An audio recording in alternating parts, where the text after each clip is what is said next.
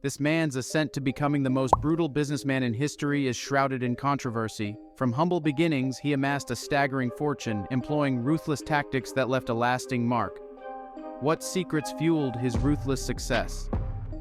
Unravel the enigma behind his cutthroat empire in the next chapter of this compelling tale. Born into poverty, he faced a tough upbringing marked by illiteracy and a quick temper. Many who crossed his path couldn't escape his intimidating presence, fostering a general sense of fear and hatred toward him.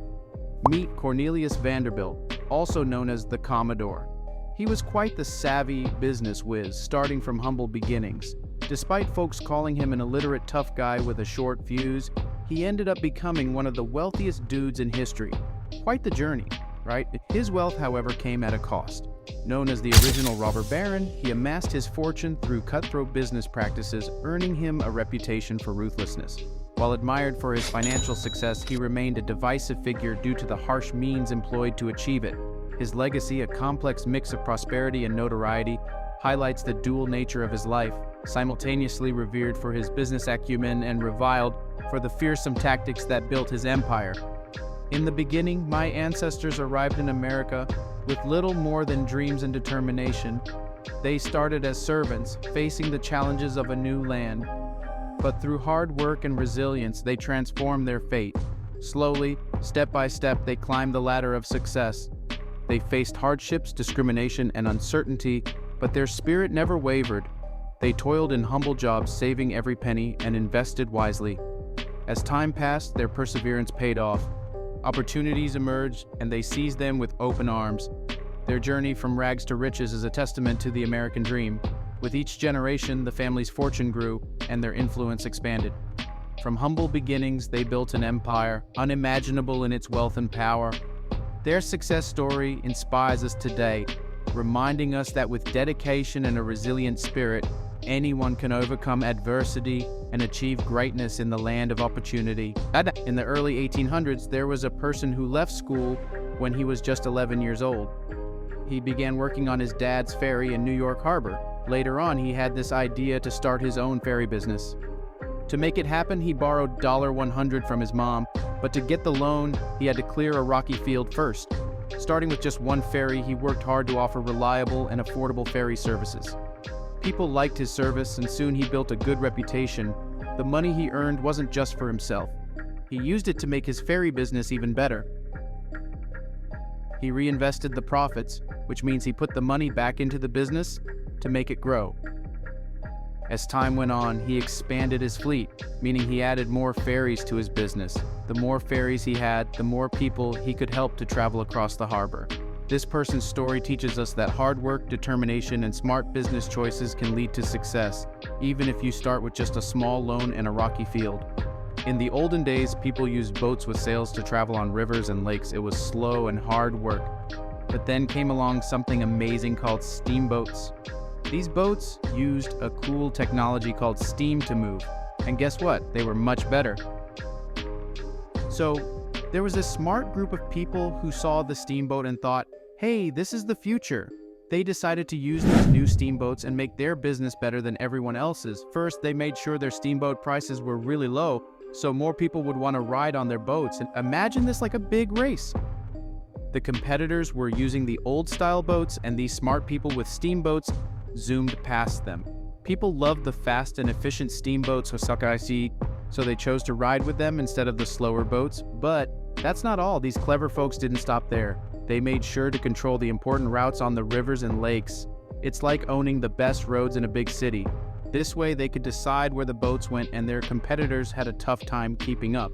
Now here's the tricky part. The competitors couldn't match the low prices, and they couldn't beat the speed of the steamboats. Slowly but surely, the smart group gained so much control that their competitors couldn't keep up. It was like a game of chess, and the smart group moved their pieces so well that the other players went out of the game. In the War of 1812, a person got a special job from the government. Their task was to use their ships to carry soldiers. This helped the government in moving its troops to where they were needed. In their personal life, this person got married when they were just 19 years old. Surprisingly, they had a big family with 13 children. However, there were reports that they didn't spend enough time with their family, making family life not so happy. Sadly, they even sent their wife and son to places called insane asylums. When the California gold rush happened, this person saw an opportunity to make money. They took advantage of people rushing to find gold by offering trips on their boats. They also found a quicker way to get to California through Nicaragua. They made a special deal with the Nicaraguan government to have exclusive rights for faster and cheaper trips. This made them the only choice for many people traveling during the gold rush, giving them a monopoly. When some people in Nicaragua betrayed them, this person fought back. They created a blockade, which means they stopped others from moving freely. They also influenced nearby countries. Eventually, they even helped start a war to remove the new government in Nicaragua. In the olden days, there were no speedy trains like we have today. Imagine if someone figured out how to make travel faster and more efficient. Well, that's exactly what this smart person did back in the past. First, this clever thinker decided that railroads were the next big thing. They thought, let's sell our ships and put all our money into making a massive railroad empire. Imagine selling all your boats to invest in something new. That's a big decision. Then, they didn't stop there. This genius person connected different railways, making a gigantic railroad network. It's like building a giant web of train tracks all over the place. And guess what? They built the biggest railroad in the whole wide world. Can you picture how long and amazing that must have been? Now let's talk about what happened later in their life. This wise person didn't just care about making money, they also wanted to do good things. They decided to give back to the community by doing what we call philanthropy. They even founded a university called Vanderbilt University to help people learn and grow. After the first wife passed away, this smart thinker didn't stop living their life. They got married again. Imagine finding love twice. But like all stories, this one has an ending. At the age of 82, this remarkable person passed away in 1877. However, their legacy lived on. When they left this world, they were worth around $100 million. Now, if we adjust that for today's money, it's like having about $200 billion. That's a lot of zeros. This person wasn't loved by everyone. Some people had mixed feelings about them. But there's no denying that they played a big part in making transportation better and shaping the economy of America. Imagine someone changing the way we travel and how our country runs. That's the incredible story of this clever individual. He led a simple life and didn't show off his riches much. When he passed away, most of his money, about 90%, went to his eldest son, who he liked the most. The remaining wealth was shared among his other kids. This choice had a big impact on how things worked in the United States. He played a major role in making transportation better. He helped expand and improve how things moved from one place to another. He did this by supporting sailboats, steamboats, and railroads. These things made it much easier for people and goods to travel across the country. Because of his efforts, different parts of the country became more connected. This meant that moving things around became quicker and more straightforward. The changes he made had a huge impact on the American economy. People had mixed feelings about him. Some really didn't like him, but at the same time, they couldn't ignore the fact that he achieved something remarkable.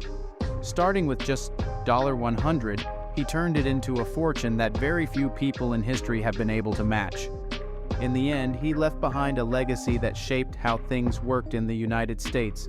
Even though not everyone was a fan, there was a grudging respect for what he accomplished during his lifetime. This man's journey from humble beginnings to becoming a pivotal force in American history is a tale of ambition, controversy, and impactful legacy.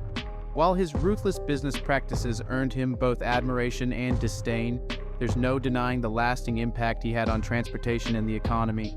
His story reminds us that success often comes with complexities, and the choices we make shape our legacy.